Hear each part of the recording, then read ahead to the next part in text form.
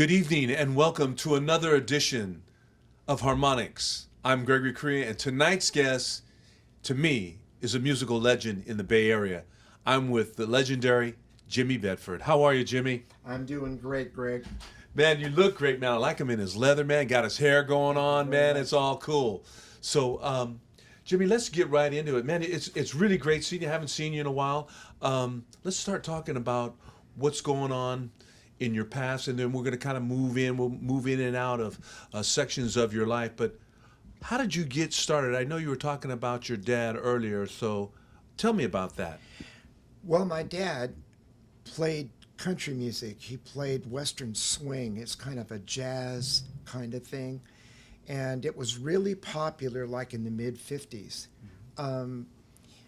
Downtown Oakland was inundated with clubs that had country music.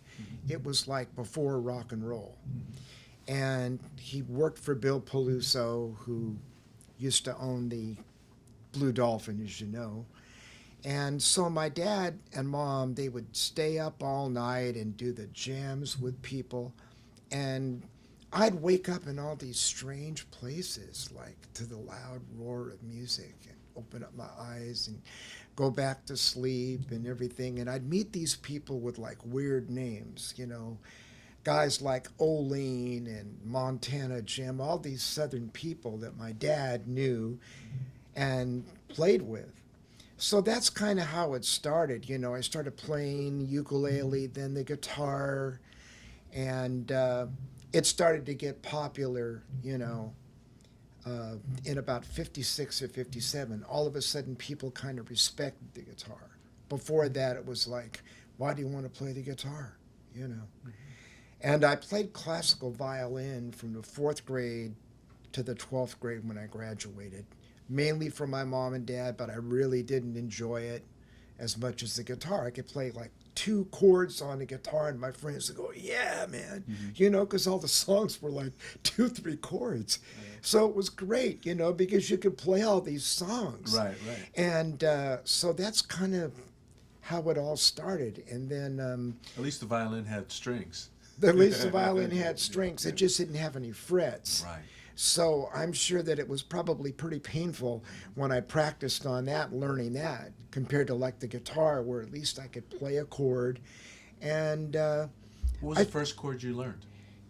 E major, E. man, open E. That was the one, you just hit that and the whole room just rumbled, you know. And God, when I first got my first, I would say, real amp, it was a Fender Tremolux. Oh my goodness. And it had that vibrato in it, right? And it was 25 watts, but when you turned it up, it just sounded incredible. Now those amps are going for like 2,000, you know, because they're hardwired. Yes. Everything was great in those days. There was like nothing but tube amps, nothing but all the great guitars that are collector's items now.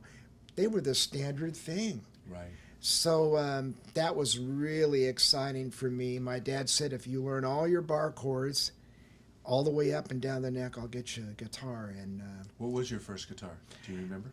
Yeah, the first guitar was a Martin acoustic. Wow, beautiful. And the only thing is, in those days, all the strings were 1 gauge. They weren't easy to bend. So when you learned, your fingers got blistered and were sore and everything, and so you had to suffer. My dad said, you got to suffer to be good, man. You got to suffer more to be great. So when I got that down and started like singing, and when I got my first electric, it was a Tele, and that was the first one, but the Strat. That was the one that I really loved. It had a little tremolo bar on it, and you know, but I had to learn to play Wildwood Flower. That was one of the songs my dad really wanted me to play, and pick that before before he would even buy me any guitar. Well, if you could pick Wildflower, that was like the rite of passage. I can understand. And so I learned a lot from my dad's guitar players in the band. So it was no like lessons like now. These guys would show me. So all of a sudden, I was this kid that could really play all this stuff on the guitar. I could play fast when people my age were hardly playing at all. So I started playing, you know, really fast stuff, Right. and I got loud because I knew that when I turned the amp up that it would sound great. There was no master volumes. So to get that really killer sound, but people used to tell my folks, is he hard of hearing? He plays so loud. And when you put it in a hall, it sounded amazing, you know, because you crank up this amp and everything and it would fill it. Just the whole auditorium was filled with whatever music was in there. Right. So Let's talk about that, Hall. You were like really a domino kind of guy, a hot guitar player back in the day. How did you get your first break, your first gig, or how old were you? I know you were doing a lot of different things, but how old were you when you really got a? I know you played at the Moose Club when things were really happening at Right. the Moose too. But how old were you when you got your first gig where really said, "Hey man, I'm hitting a good stride right here"? well, let me tell you what happened to me. This is something that's unbelievable. My dad had a really good band. They were playing at the Newark Pavilion. That's still there, I think. It sure is. And it had an echo thing that was really, really hard to play, you know, because when you sang or you played the music, it would come back at you. But I got up and I sang, and they knew a couple of these rock and roll songs, Elvis tunes. So I got up, and I don't know what happened, but all the teens that were in there came by the stage, and the girls were screaming. But this was what really convinced me that I wanted to do it. I walked backstage, and the whole backstage area, there was a stairwell that went down, was full of girls, and they jumped me and mobbed me, and they tore my shirt off, and they were going for everything else, and it was like scratches, and all of a sudden I could feel my hair, and my mom was horrified because nobody expected it, right? Right. And my cousin Dave was there, and you know, it was like almost like, God, I can't believe this, you know. That was when I knew that I really, really wanted to do music.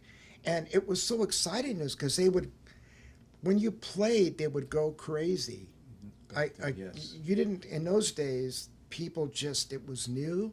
So when you went out on the stage, and it was all about performing. It wasn't about just standing up there. I mean, well, you know what you do. You're an entertainer.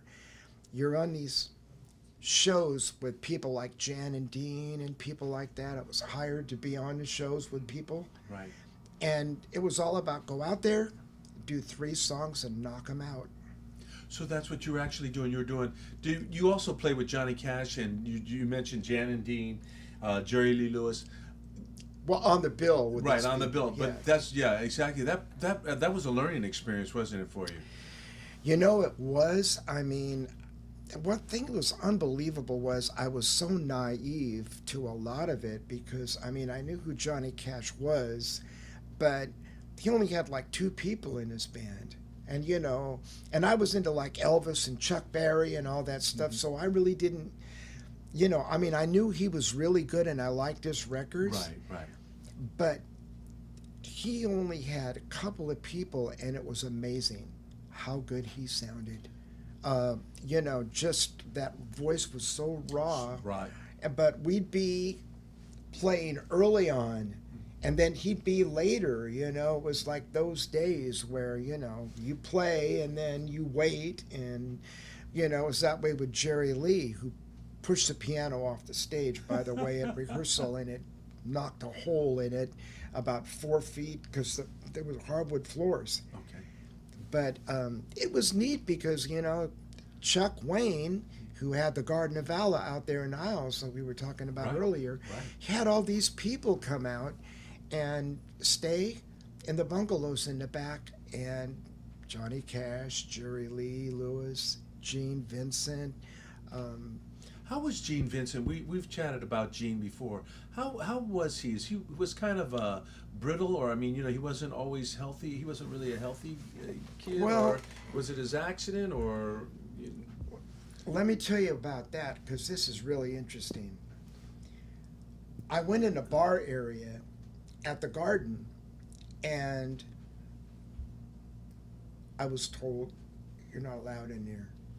And I looked at this guy behind the bar, and I'd seen that face before, but it looked different. In like movies, he was in like Hot Rod Gang and a couple of those. And I saw him on, American Bandstand. And I'm looking, and Chuck Wayne is standing there, and I'm my boss, and I'm saying, "Is that Gene Vincent?" He said, "Yeah." "And you're drinking up all my damn booze." So Gene Vincent would bartend out there Oh, and just interesting. drink all he wanted. And because he was on Chuck's good side, I think he had a record, a country one that didn't even sound like the rockabilly. Right, the record. But his wife followed my band out there, and she was hanging out all the time. And she asked me if I wanted to stay in one of their little apartments because they had like a duplex, right?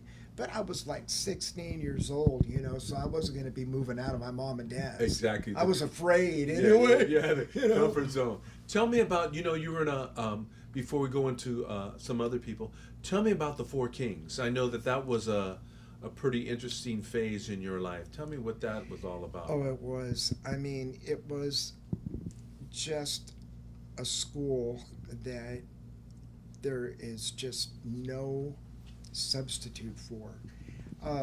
We were a band. We had like piano, bass, drums, guitar, and sax.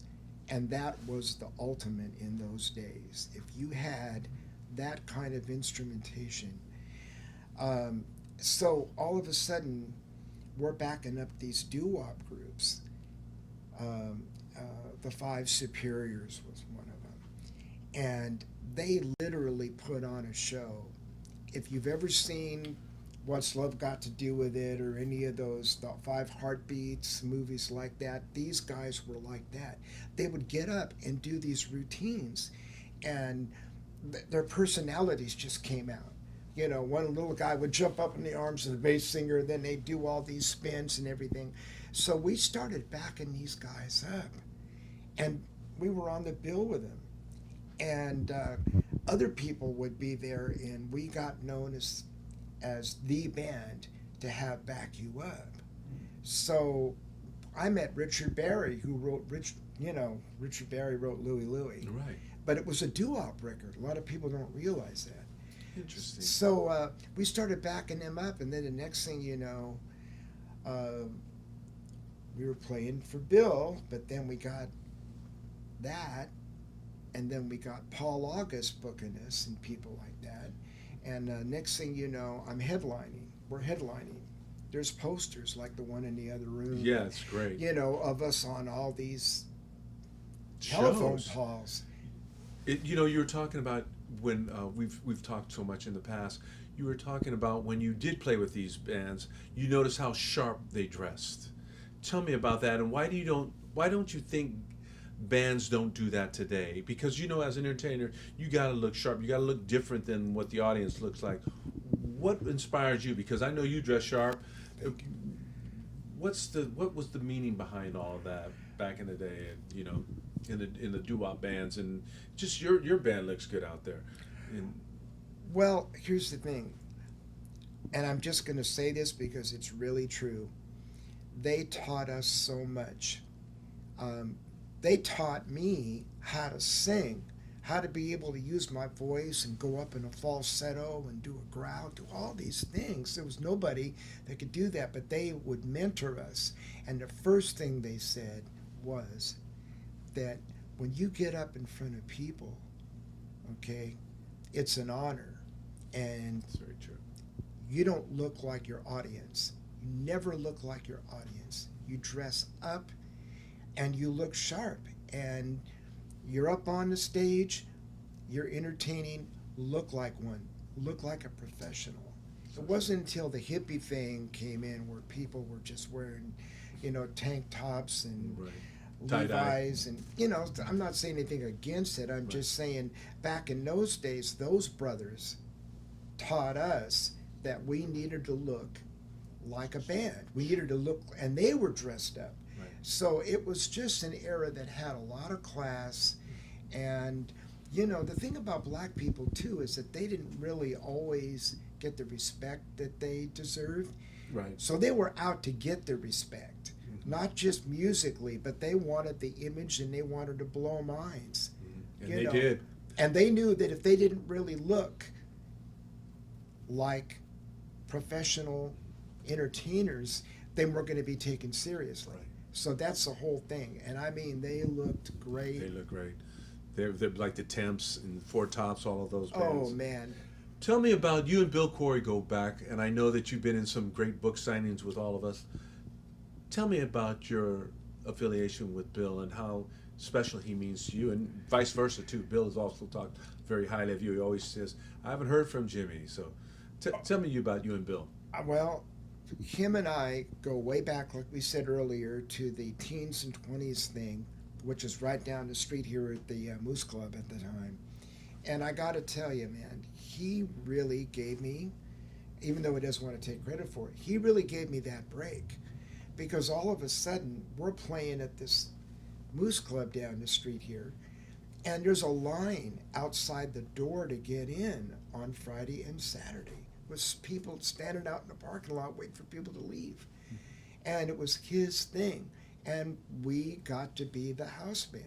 Yeah, we had to do the job, but we were like a 5-piece band, and we played the right kind of music, and we knew that people wanted to dance, and we made sure that we knew all the songs that were on the radio that people wanted to dance to.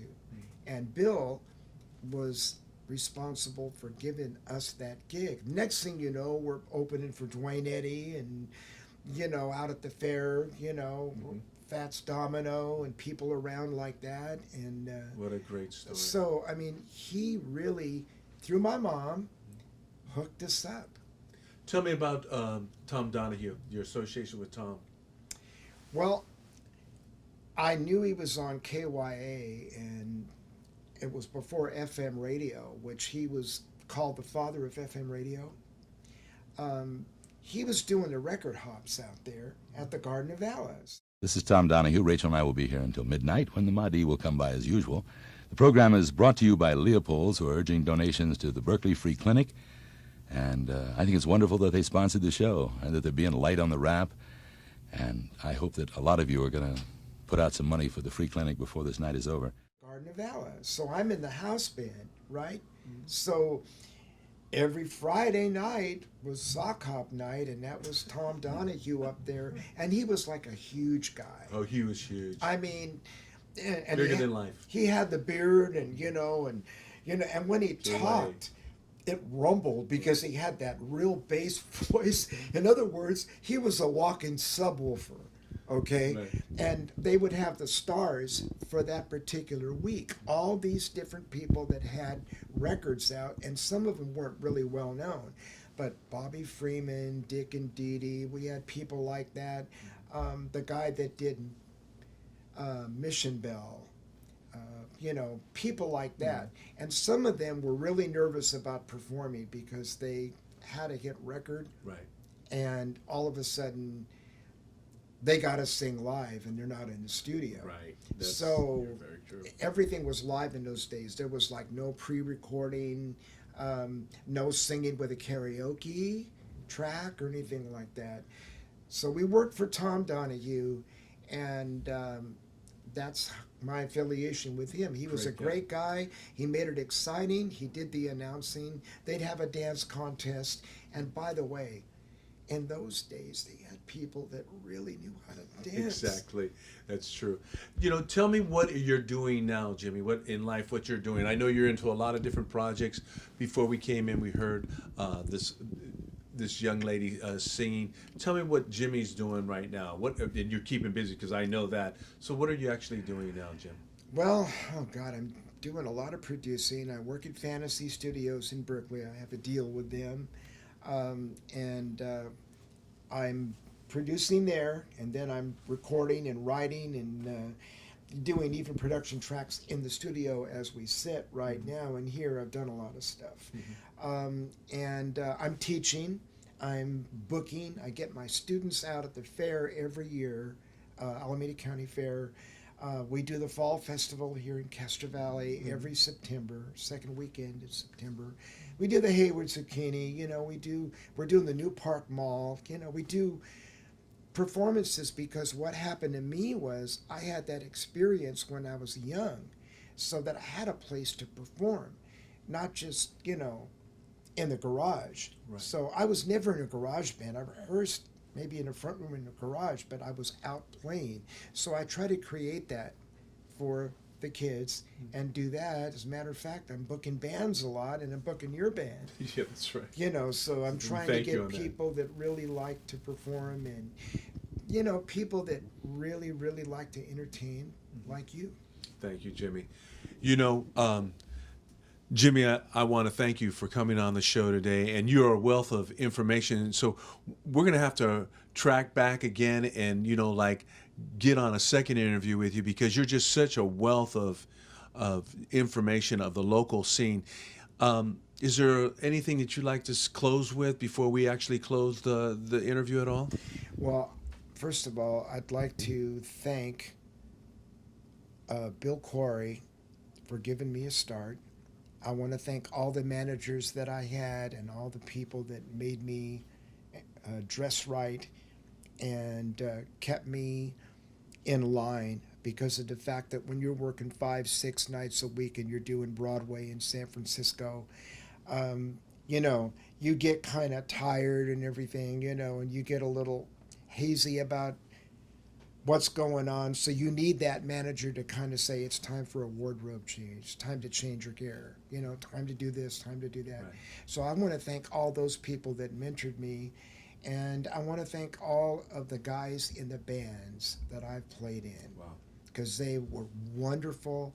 The We Three Trio, the band Friends that I was in, and even the other bands I was in with, like Mel and Jerry, you know, those guys, Right. all the people I played with at the Garden. I just feel blessed that I've been able to be in the business, and I'm actually still in it. So, Still active. God, thank you so much.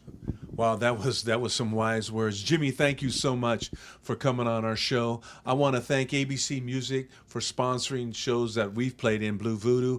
I want to thank Rosa Gutierrez, who just fed us so well. Thank you, Rosa. You're wonderful.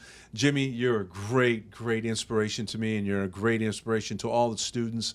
God bless you, and let's do it again. I hope so. Thank you, Greg.